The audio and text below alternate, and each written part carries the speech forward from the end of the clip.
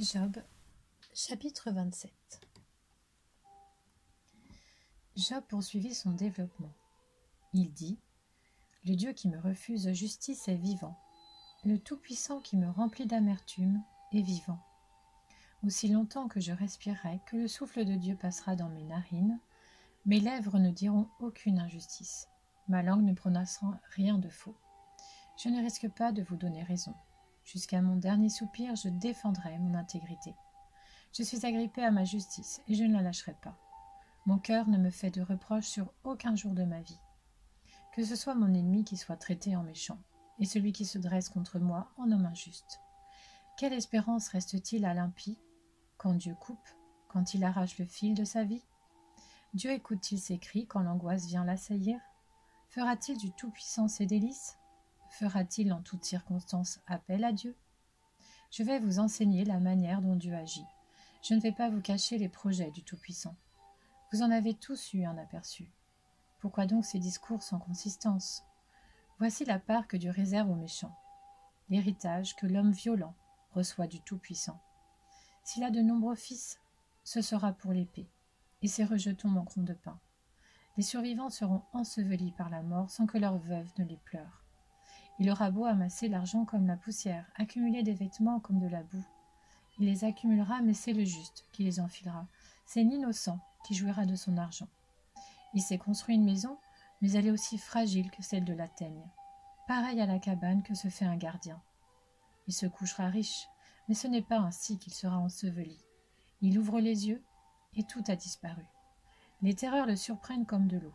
Une tempête l'emporte en pleine nuit. Le vent d'est le soulève et il s'en va. Il est violemment arraché de l'endroit qu'il occupait.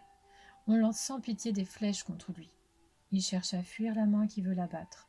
On applaudit à sa chute et, de l'endroit même qu'il occupait, on siffle contre lui. Job, chapitre 28. L'argent sort de quelque part et il existe un endroit pour affiner l'or. Le fer est tiré de la poussière et on coule le bronze à partir d'une pierre. L'homme met fin aux ténèbres. Il explore jusqu'à l'extrême limite des pierres cachées dans l'obscurité et dans l'ombre de la mort. Il creuse un puits, loin des endroits habités, là où les pieds ne sont d'aucune aide. Il est suspendu, balancé, loin des humains. La terre qui fournit le pain est profondément bouleversée, comme par un feu. Ces pierres contiennent du saphir, et l'on y trouve de la poussière d'or. L'oiseau de proie n'en connaît pas le sentier.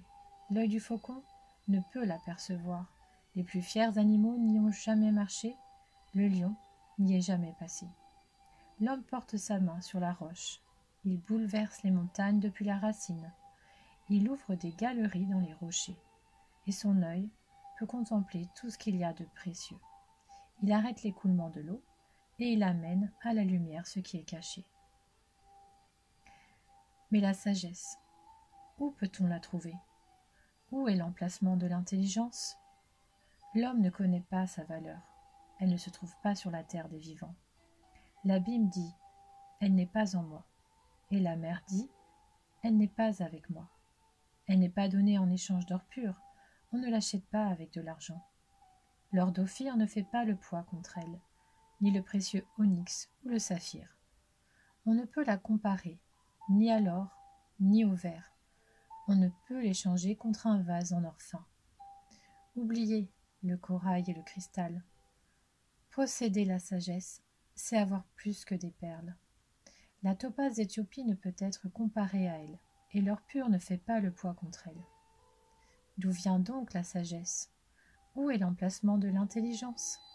Elle est cachée aux yeux de tout être vivant. Elle est cachée aux oiseaux. Le gouffre de perdition et la mort disent : nous en avons entendu parler.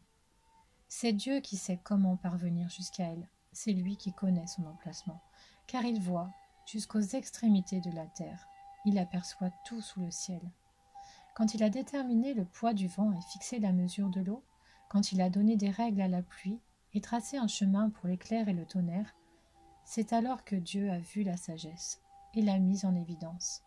Il en a posé les fondations et l'a examinée. Puis il a dit à l'homme : la crainte du Seigneur, voilà en quoi consiste la sagesse. s'éloigner du mal, voilà en quoi consiste l'intelligence. Job, chapitre 29. Job poursuivit son développement.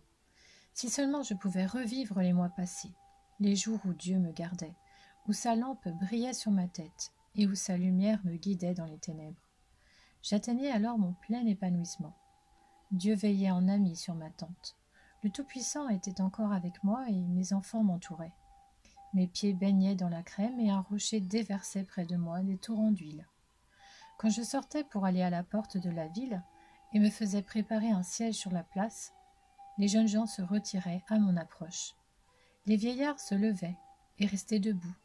Les chefs arrêtaient leur discours et mettaient la main sur leur bouche.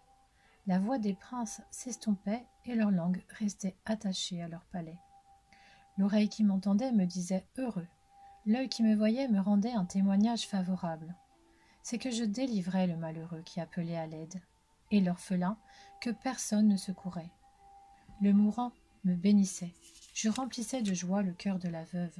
Je me revêtais de la justice. Elle était pour moi un habit. Mon manteau et mon turban, c'était mon respect du droit. J'étais les yeux de l'aveugle et les pieds du boiteux. J'étais un père pour les pauvres. J'examinais la cause d'un inconnu. Je brisais les mâchoires de l'homme injuste et j'arrachais la proie de ses dents. Je me disais alors, je mourrai dans mon foyer. J'aurai des jours aussi abondants que le sable. L'eau pourra pénétrer dans mes racines.